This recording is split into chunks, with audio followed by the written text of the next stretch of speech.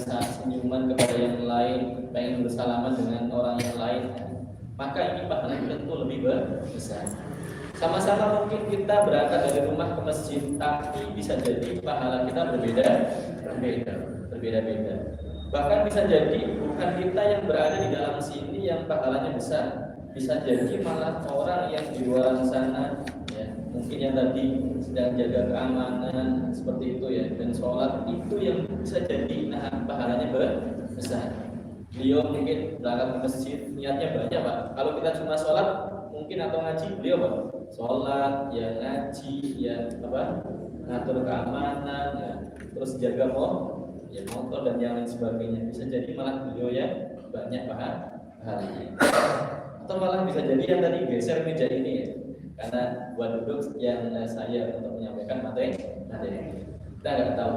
Bapak Ibu yang dirahmati Allah Subhanahu wa taala, shalawat serta salam semoga tercurah kepada junjungan kita Nabi Muhammad sallallahu alaihi wasallam serta kepada keluarganya, para sahabat dan orang-orang yang selalu istiqomah menjalankan ajaran beliau hingga akhir zaman kelak.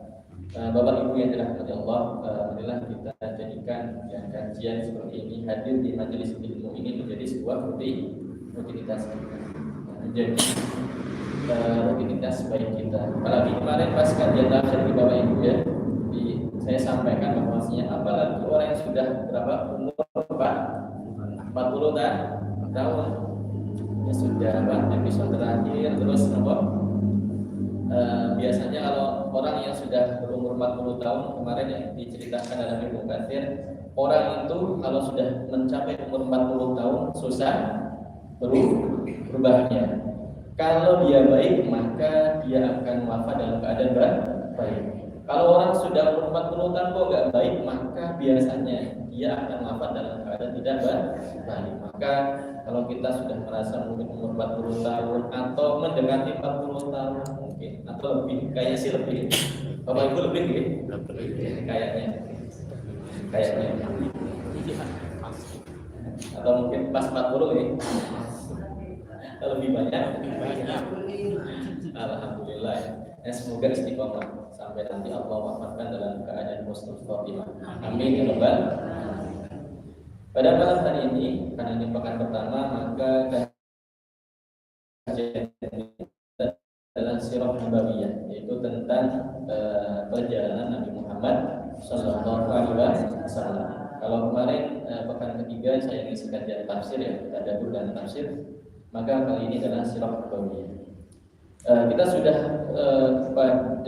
sampai kepada bait yang ke-26.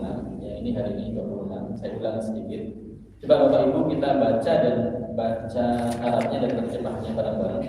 Monggo Bapak Ibu, enggak usah pakai ta'awudz dan basmalah ya, karena ini bukan Al-Qur'an. Ya Bapak Ibu bareng. Summa da'a fi arba'il a'wami bil amriyah qatan ila al-islam. Artinya apa? Kemudian pada tahun keempat sejak diutusnya Rasulullah berdakwah secara terang-terang kepada agama Islam. Maka jadi dakwahnya Rasulullah itu ada dua tahap ya. Tahap sirriyah itu sembunyi tidak dipublish, dan ada yang kedua adalah dakwah secara terang-terangan. Nah, kalau pada masa awal-awal Islam 3 tahun awal itu adalah dakwahnya secara sir, yaitu dakwah secara sembunyi. Tahun pertama, kedua dan ketiga. Tahun keempat baru dakwahnya adalah terang-terangan. Kenapa kok dakwahnya sembunyi? Karena memang pada waktu itu Mekah itu kan pusat kota dan agamanya bukan beragama, malah itu penyembah berhala. Apa jadinya kalau ketika itu Nabi Muhammad dakwah secara terang-terangan dan kemudian menyalahkan apa? Bukan, tidak benar itu menyembah patung, bisa jadi dibunuh. Makanya sembunyi. Cari pengikut terlebih dahulu. Karena sulit untuk diterima, karena ini adalah ajaran baru Pak. Ya, jadi sulit untuk diterima. Maka Nabi Muhammad itu ya dakwai orang-orang yang dipercaya saja dari kalangan keluarganya dan sahabatnya. Makanya di awal-awal Islam, ya di antara yang masuk di awal pertama kali adalah